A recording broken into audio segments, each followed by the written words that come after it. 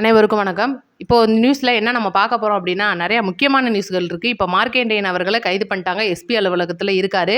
இதுக்கு திமுக ஒரு பதிலடி குடுத்துருக்காங்க. அதுக்கு தாவேகாவுடைய ஐடி விங் மிக சரியான பதிலடி குடுத்துருக்காங்க. இதெல்லாம் நம்ம விரிவா பார்க்கறதுக்கு முன்னால, இன்னைக்கு மறைக்கப்பட்ட செய்திகள் அப்படின்றதுல நெறைய வந்திருக்கு. ஏன்னா, நீங்க வெறும் மார்க்கண்டேயன் அவர்களுடைய அந்த கைது பத்தியே பேசியிருப்பீங்க, பார்த்திருப்பீங்க. நம்மளும் காலையில 2 வீடியோ போட்டு டீட்டெயில்டு சொல்லியாச்சு. இப்போ அவருக்கு ஜாமீன் கிடைக்குமா அப்படின்றது மிகப்பெரிய எதிர்பார்ப்பு.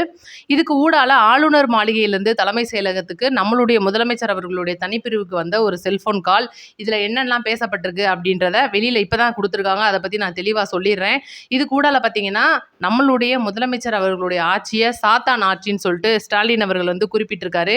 அதுக்கு ஐடி விங், தமிழக வெற்றி கழக ஐடி விங் கொடுத்துருக்கிற பதிலடி பார்த்தீங்கன்னா, ஆபாச வார்த்தைகளை ஊட்டி வளர்க்கும் இந்த திமுகவை விட தமிழக வெற்றி கழகம் கட்சி சளைச்சு போகாது. அவ்வளோ தூரம் நாங்கள் ஒன்றும் உங்களை விட மாதிரிலாம் நாங்கள் போகலை. எங்களுடைய தமிழக மக்களை காப்பாற்றுறதுக்காக நாங்கள் எந்த அளவுக்கு வேணாலும் இறங்குவோம் அப்படின்னு சொல்லிட்டு பதிலடியாக கொடுத்துருக்காங்க.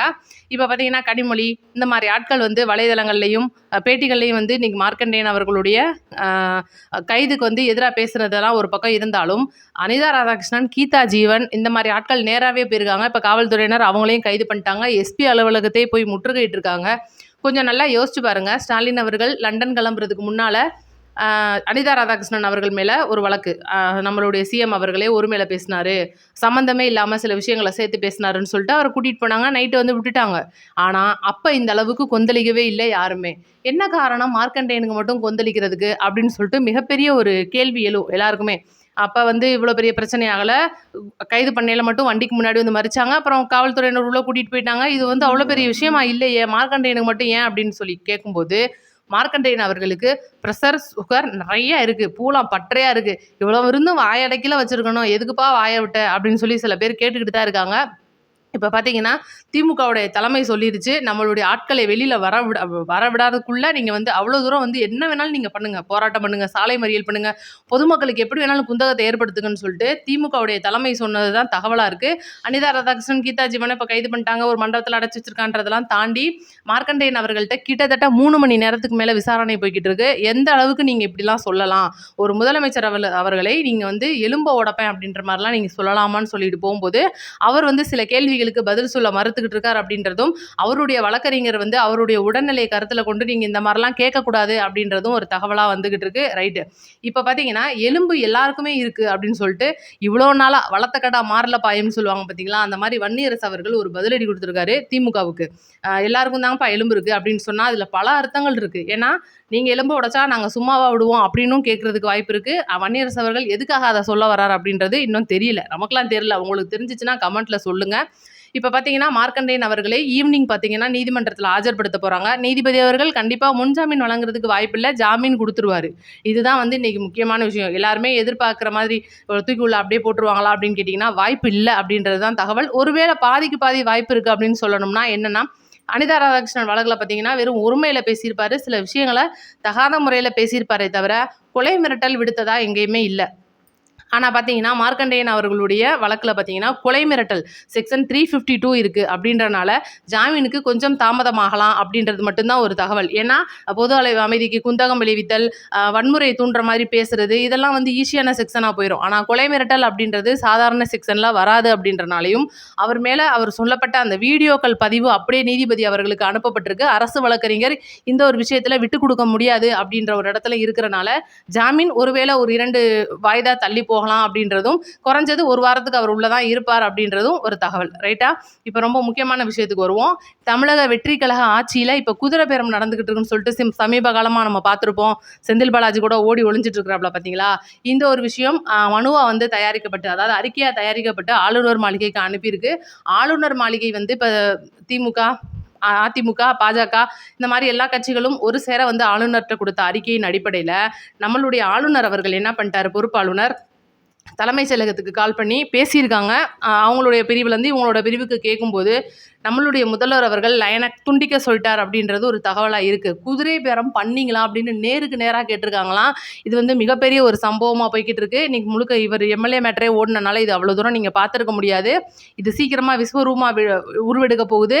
ரிவீட் அடிக்க போகிறாங்க எல்லாருக்குமே, திமுக சார்ந்த எல்லாருக்குமே. ஏன்னா, போடப்பட்ட வழக்குகள் அனைத்துமே போய் ராஜினாமா செய்யப்பட்ட அனைத்து எம்எல்ஏக்களும் வந்து நாங்கள் சுயநினைவோட எங்களுக்கு அந்த பதவி வேணாம், இவங்க 2 பேரும் வந்து சரியில்லாம வந்து வேற கட்சிகளோட வேற கட்சியை இணைச்சு இந்த மாதிரி வரலாற்றிலே இல்லாததை பண்ண போறாங்க. அதனால தான் நாங்க வந்துட்டோம். எங்களுடைய தொண்டர்களின் விருப்பத்துக்கு இணங்க வந்துட்டோம்னு சொல்லிட்டு ஒரு விஷயம் சொல்லியிருக்காங்க. தேர்தல் ஆணையமும் இவங்களுடைய வழக்குகள்லாம் முடியிற அளவுக்கு தேர்தல் அப்புறம் தான் வைக்க முடியும் இடைத்தேர்தல் அப்படின்னு சொல்லிருச்சுனால இந்த வழக்கு அவ்வளோ தூரம் கேஸில் நிற்காது அப்படின்றது தான் தகவல். ரைட்டு. இப்போ அதிமுக, திமுக, பாஜக இந்த 3 கட்சியும் சேர்ந்து நம்மளுடைய முதல்வர் அவர்களே பிரதமர் ஆக்காமல் விடமாட்டாங்க அப்படின்றது தான் உண்மை. தமிழ்நாட்டுக்கு மட்டும் நீங்கள் நல்லது செஞ்சால் எப்படி விஜயண்ணா, இந்தியாவுக்கே நல்லது செய்யுங்க அப்படின்னு சொல்லாமல் சொல்லிக்கிட்டு இருக்காங்க எல்லாருமே. ஏன்னா இப்போ பார்த்தீங்கன்னா ஆர்பி உதயகுமார் கூட வம்பிழுத்துக்கிட்டு இருக்காரு. சொல்ல முடியாது, டெல்லி ரொம்ப உஷாராக இருங்க, 29 விஜய் கூட பிரதமர் வேட்பாளராக வரலாம், அதனால இது மோடிக்கு பெரிய பிரச்சனையாக போகுது. அதனால தான் இன்னைக்கு திமுகவும் பாஜகவும் சேர்ந்து இந்த மசோதா நிறைவேற்றத்துலேருந்து எல்லாமே பண்ணிட்டு இருக்காங்க. காங்கிரஸை ஈஸியாக கழட்டி விட்டாங்க. பாருங்க, சீக்கிரமாக விஜய் அவர்கள் வடநாட்டில் கொடி நாட்ட போகிறாரு, பிரதமர் ஆக போகிறாரு அப்படின்றது தான் இன்றைக்கி தகவலாக இருக்குது. ஏன்னா கேரளா அப்படின்ற ஒரு மாநிலத்தை பற்றி உங்களுக்கு நல்லாவே தெரியும். நடிகரால் அங்கே எதுவுமே சாதிக்க முடியாது. ஆனால் இன்றைக்கி கேரளாவின் சில எம்எல்ஏக்கள், அமைச்சர்கள் நிறைய பேர் இன்றைக்கி நம்மளுடைய முதல்வர் அவர்களுடைய ரசிகராக இருக்காங்க. அப்படின்றத தாண்டி தொண்டராக மாறிக்கிட்டு இருக்காங்க அப்படின்றது தான் முக்கியமான விஷயம். சீக்கிரமாக தமிழக வெற்றி கழகம் தேசிய அளவிலான கட்சியாக மாறப்போகுது. ரைட்டா? இப்போ நம்மளுடைய முதல்வர் அவர்கள் செய்யக்கூடிய ஒரு சின்ன திட்டத்தை சொல்லிடுறேன். இப்போ பார்த்தீங்கன்னா பஸ்ஸு நிறையாவே இவி பஸ்லாம் விட போகிறாங்கன்றதுல ஒரு 2 பஸ்ஸு பார்த்தீங்கன்னா இப்போ வேலை நடந்துட்டு இருக்கு. அதில் பார்த்தீங்கன்னா தமிழக வெற்றி கழக கொடியில் ஜெகஜோதியாக ஜொலிக்கிறாப்புல பஸ்ஸை ரெடி பண்ணிட்டாங்க. இந்த ஃபோட்டோஸ் எப்படியோ திமுக கையில் கிடச்சி போச்சு. கிடச்சிருச்சுன்னா அது பார்த்தீங்கன்னா சில எடிட்டிங்லாம் பண்ணியிருக்காங்க. இது எடுத்தோடனே டக்குன்னு கொடி கலர்லலாம் பஸ் வரும் அப்படின்னு கேட்டிங்கன்னா கிடையாது. முழுக்க எடிட் பண்ணப்பட்ட ஃபோட்டோ. இந்த ஒரு ஃபோட்டோவை பார்த்தோடனே அப்படியே ஸ்டாலின் கொதிச்சிட்டாப்புல. அது எப்படி நீங்கள் கொடி கலரில் பஸ்ஸு விடலாம், இதெல்லாம் ரொம்ப தப்பு அப்படின்னு சொல்லிட்டு கொதிக்கும்போது, நீங்கள் கூட தான் லேப்டாப் கொடுக்கல உங்கள் போட்டா ஒட்டி கொடுக்கலாம். ஸ்கூல் குழந்தைங்களுக்கு பேக்கு கொடுக்கல அப்படியே உங்கள் அப்பா பேரை பெருசாக போட்டு கொடுக்கலாம். இன்னும் நிறையா ஏகப்பட்டது ஊனா விளம்பர மாடல் மாதிரி செவுரு முழுக்க போட்டாவாக ஒட்டிக்கிட்டு தள்ளலாம். அம்மா உணவகங்களை இழுத்து மூடும்போது அம்மாவோட ஃபோட்டோவை தூக்கி எரியலாம். இவ்வளோலாம் நீங்கள் பண்ணீங்கல்ல, நாங்கள் வெறும் பஸ்ஸுக்கு கொடி கலர் தானே அடிச்சிருக்கோம் அப்படின்னு சொல்லிட்டு பதிலுக்கு நெட்டிசன்களும் கேள்வி கேட்டுக்கிட்டு வர்றாங்க. நிறையா சம்பவங்கள் அரங்கேறிக்கிட்டு இருக்கு. அடுத்து பார்த்தீங்கன்னா ரொம்ப முக்கியமாக இன்றைக்கி விஜய் அவர்கள் ரொம்ப டென்ஷனில் இருக்கார். ஒரு நிமிஷம் சொல்லி வந்துடுறேன். என்னென்னா இப்போ சில நடிகர்கள், சில இயக்குனர்கள், நம்மளுடைய முதல்வர் அவர்களுடைய திரைப்பட நண்பர்கள் இவங்களெல்லாம் இப்போ சமீப காலமாக நம்ம முதல்வர் அவர்கள் சந்திச்சுட்டு வராரு. நீங்கள்லாம் பார்த்துருப்பீங்க. ஒரு ஃபோட்டோஸ் எடுத்திருப்பாங்க. அந்த ஃபோட்டோஸ் அவங்க இணையதளத்தில் அதுக்கப்புறமா வைரலாக வர விட்டு சில விஷயங்கள்லாம் நடந்துச்சு. இந்த ஒரு விஷயத்தால் சில சம்பவங்கள் நடந்துருச்சு அப்படின்றதும் அது இன்னும் வெளியில் சொல்லாமல் இருக்காங்க.